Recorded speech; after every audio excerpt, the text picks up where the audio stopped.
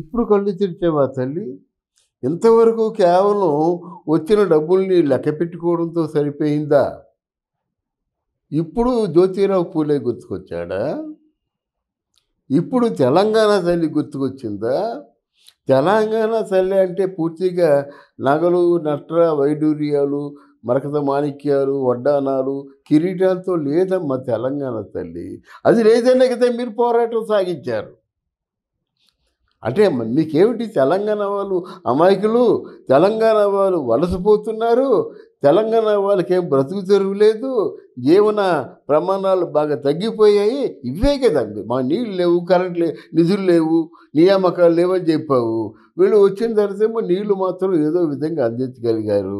దాంట్లో కూడా సుమారు 1,00,000 కోట్ల రూపాయలు గోల్మాల్ అయ్యాయి అని అంటున్నారు ప్రజలు. ఇవన్నీ నీకు కనిపించలేదమ్మా? నువ్వు ప్రజలు మ్యాండేట్ ఇచ్చినటువంటి ప్రజాప్రతినిధివి కాదు. మీ నాన్న నిన్ను ఎమ్మెల్సీ చేశాడు కనుక అందులో ఎమ్మెల్సీగా చాలామంది అవుతున్నావు. ఈలోగా నువ్వు అంటే ఒక 8,000 కోట్ల రూపాయలకేమో లిక్కర్ స్కామ్లో ఇరుక్కున్నావు. 4 సార్లు సిబిసిఐడి విచారించింది. నీ తాలూకు ఎవరైతే నీకు సహకారం చేశారో వాళ్ళు లొంగిపోయారు, వాళ్ళు నిజాలు చెప్పారు. అటువంటప్పుడు మళ్ళీ నువ్వు తగుదనమ్మా అంటూ ఏదోదో రాజకీయాలు మాట్లాడితే ఏమిటి? అసలు నీకున్న క్రైటీరియా ఎంత? నువ్వు రాజకీయాల్లోకి వచ్చే ముందు నీది అద్దిల్లు, ఇప్పుడు ఒక జస్ట్ 2,000 కోట్ల రూపాయలుకేమో అధికారులుగా ఉన్నావు నువ్వు. పెద్ద ఇల్లు, పెద్ద ప్యాలెస్, పెద్ద మొక్కలు కూడా విదేశాల్లో చేసుకున్నావు. నువ్వు కట్టుకున్న వాచి 25 లక్షల వాచి. అంతకుముందు టైటానిక్ కట్టుకునేదానివి కాదు. అంతకుముందు నువ్వు సినిమాకి వెళ్ళడానికి కూడా అవకాశం లేదు, నన్నే డబ్బులు అడిగేదని గోనె ప్రకాశరావు చెప్పాడు. దానికి స్పందించావా? వాడిని ఇప్పుడు డబ్బులు అడిగాను నేను. సినిమాకి డబ్బులు లేకపోతే నేను బాధపడ్డాను కానీ వాడిని డబ్బు అడగలేదు అని ఏమైనా కట్ చేసావా? ఖండించావా నువ్వు? అలాంటిది అటువంటి పరిస్థితుల్లో ఉన్న నీకు ఈరోజు ఏమిటి ఇన్ని వేల కోట్ల రూపాయలు ఎందుకు వచ్చాయి? ఈ ప్రశ్నకు సమాధానం చెప్పు. ఇప్పుడు జ్యోతిరావు పూలేను, తెలంగాణ తల్లిను, తర్వాత అవన్నీ నీకు గుర్తొచ్చాయా? మిగతా వాళ్ళు ఎవరు మాట్లాడకూడదా? అంటే మాట్లాడే అర్హత నీకు, మీ నాన్నకి, హరీష్ రావుకి, కేటీఆర్కే ఉందా? ఆ తప్పులు చేసింది మీరే కదా.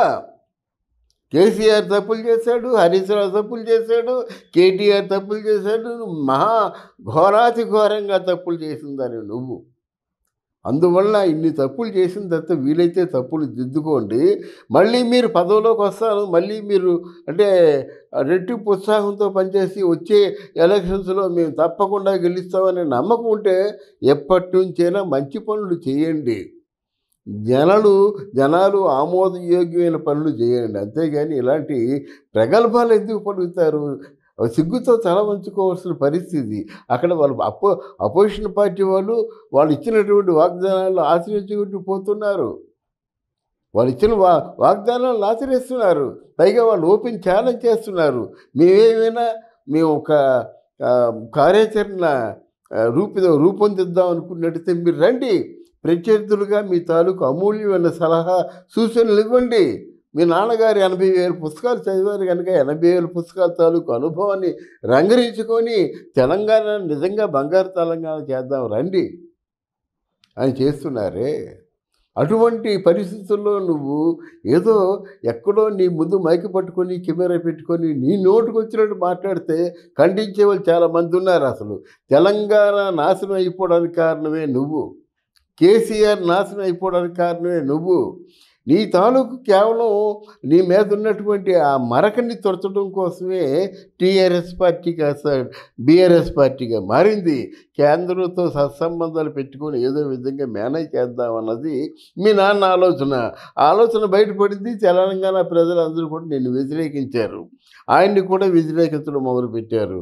ధృతరాష్ట్రుడు కౌగిలినట్టుగా ఆయనకి ధృతరాష్ట్ర కౌగిలి ఇంత పని చేసిందన్నమాట. కేవలం నీ మీద ప్రేమతో, కేటీఆర్ ప్రేమతో, కేటీఆర్ని చీఫ్ మినిస్టర్ చేద్దామని, నిన్ను ఒక ప్రముఖమైనటువంటి వ్యక్తిగా చూద్దామని ఆలోచన పెట్టుకొని, ఆశ పెట్టుకొని, ఆయన ఆశలన్నీ కూడా పూర్తిగా ఆయన నమ్మకాన్ని వమ్ము చేసినందుకు మీరు సిగ్గుతో తల వంచుకున్నాడు.